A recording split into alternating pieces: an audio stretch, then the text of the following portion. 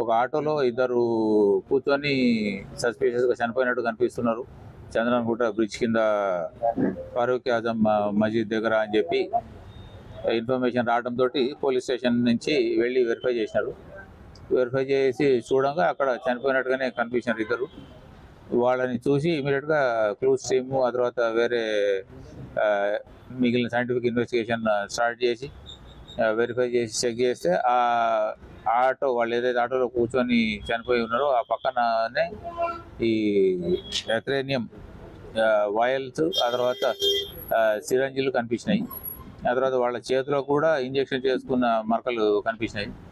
అవి చూసి ఈ ఇంజెక్షన్ మూలకంగానే అయి ఉండొచ్చు అన్నది నిర్ధారణకు వచ్చినారు.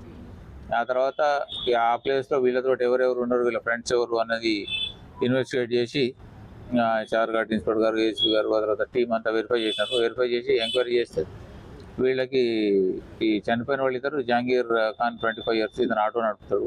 ఆ తర్వాత ఇర్ఫాన్ 29 years, ఇతను కూడా ఆటో నడుపుతాడు.